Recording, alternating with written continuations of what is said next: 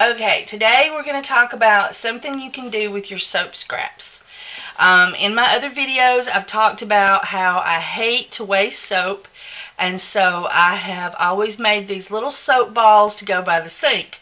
But there is other things you can do. You can make yourself a personal bar.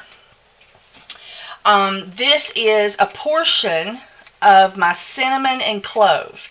I had a lot of waste off of this particular one. It wasn't in my new mold. It was in an old mold because I just made so much soap that I ran out of my new molds to fix it. So I put it in an old mold, which always gives me more waste. And I've already put this in here, and I'm going to show you how. Now, about these little containers, I bought these off of YouTube.com. It was a whole set for like $14 or $16. And I really loved, Woot.com. I'm sorry, I'm tongue-tied today. WOOT.com. Woot.com. They have one thing for sale every day. And you never know what it is. And it's always $5 shipping for up to 3. But anyway, I bought a whole set of these. And I love them for making personal soap bars. You'll need a flat edge if the soap comes to the top. This is what they use for icing, and this is what I use with my soap for making a flat edge across the top of a mold.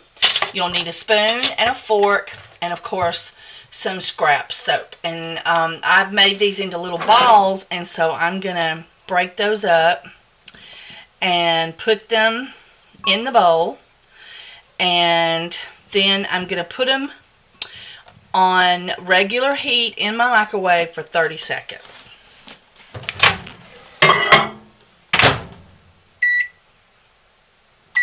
And just hitting the minute button is easy.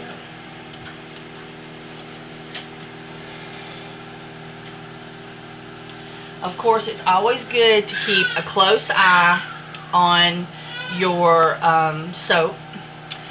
If you just put a little bit in your bowl, you're not going to need a whole 30 seconds. But I have found that 30 seconds is a good rule of thumb for a starting point. And here we go. We're going to take the bowl out. It's not enough to make the bowl hot. And then we're just going to mash everything together. And of course my grandbaby has just woken up and is unhappy. But somebody's taking care of baby, and now I'm just sitting and working all of this soap together. Now I've got this one layer of my cinnamon and clove, and that's 100% fresh ground cinnamon and essential oil of clove. Now I've got most of this mashed together. It's soft. It's sort of the consistency of mashed potatoes when they're not really 100% done and you're trying to mash them. And I'm going to put this in now that I've mashed it up, and you can see what this looks like.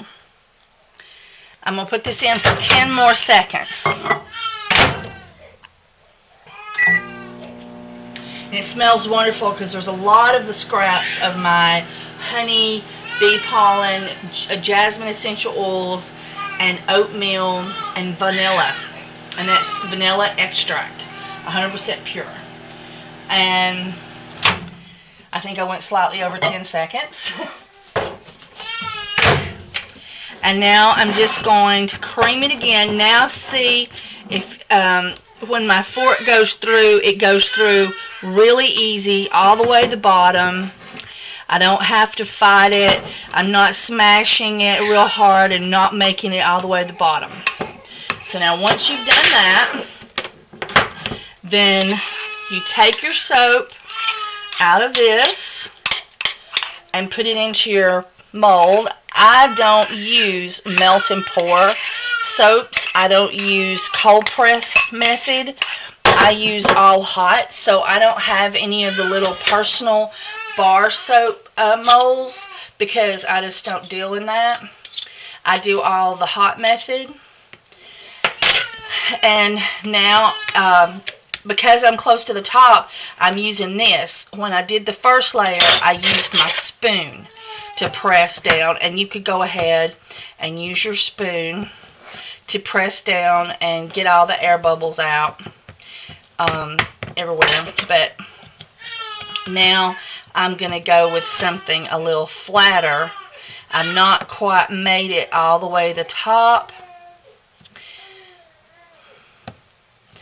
but this right here is for my own personal use, although you could sell this.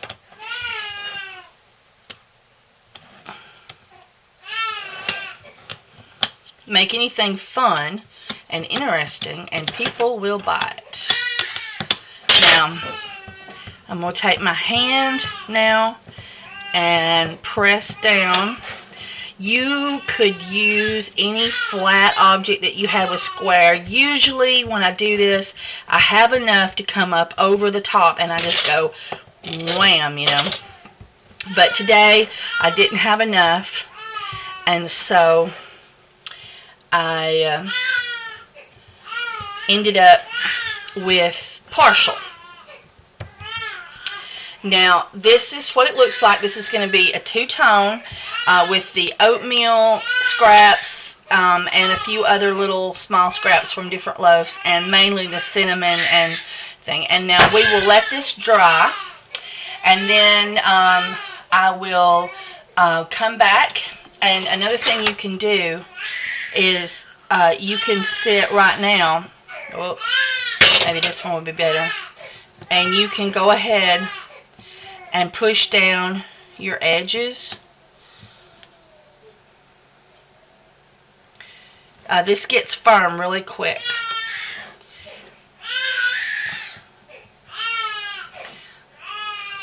I'll time it, and we'll see how long it takes because I've never timed it before.